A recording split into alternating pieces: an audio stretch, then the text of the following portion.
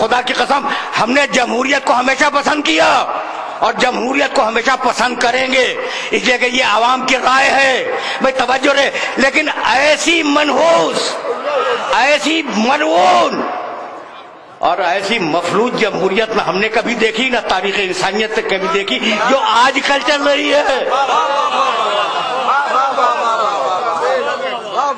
خدا کسی شریف انسان کو ایسی منحوس جمہوریت سے روشناس نہ کرائے۔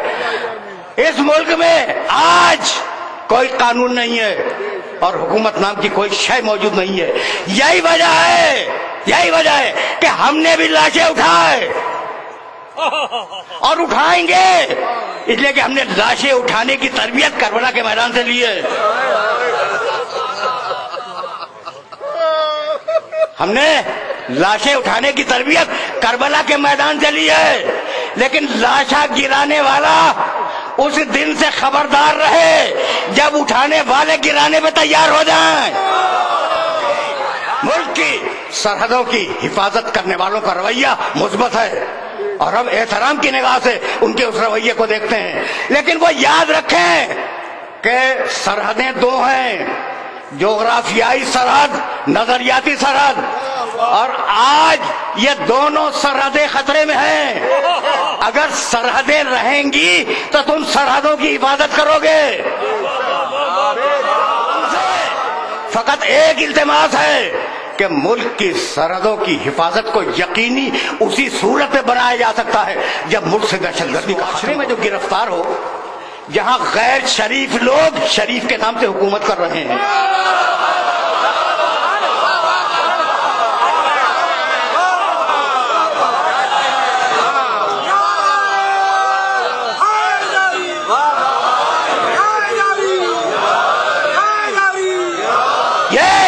یہ ووٹوں کی بھیک پہ، تمہارے ووٹوں کی بھیک پہ پلنے والے سیاستداں، وزیر ہو یا صدر ہو، یہ اتنے مغرور کیسے ہو جاتے ہیں کہ ووٹ لینے کے لیے تمہارے پاس آئیں اور پھر تمہاری آواز نہ سنیں؟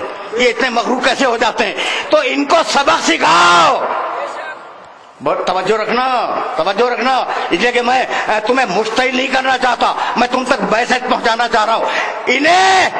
انہیں سبق سکھانے کی ضرورت ہے، اور سبق سکھانے کا طریقہ یہی ہے کہ اب انہیں دوبارہ منتخب نہ ہونے دو۔ یہ دھرنوں سے نہیں جائیں گے، کرنے سے جائیں گے۔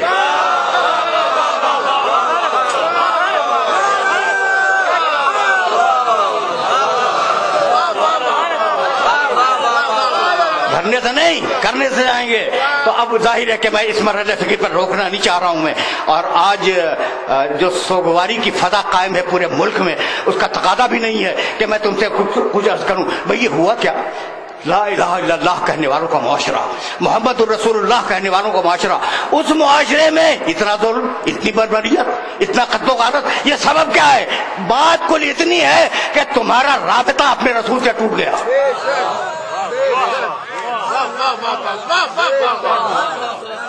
تمہارا رابطہ اپنے رسول سے ٹوٹ گیا، تمہارا رابطہ اپنے اللہ سے ٹوٹ گیا۔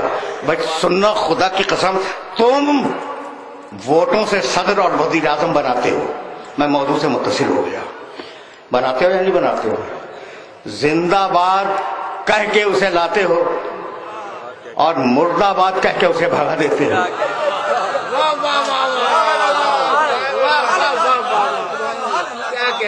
بھائی ایسا ہی ہوتا ہے نا ملکوں میں، بھائی متمدن ملکوں میں تو یہی ہے کہ زندہ باد کہہ کے لائے اسے صدر یا وزیر اعظم بنا دیا، اور مردہ باد کہہ کے ہنگامہ کر کے اس کے خلاف اسے بھگا دیا، ٹھیک ہے نا؟ لیکن شاید تمہارے ملک میں وزیر اعظم اور صدر ایسے نہیں بنتے، بڑی طاقتوں کے اشاروں پہ بنتے ہیں۔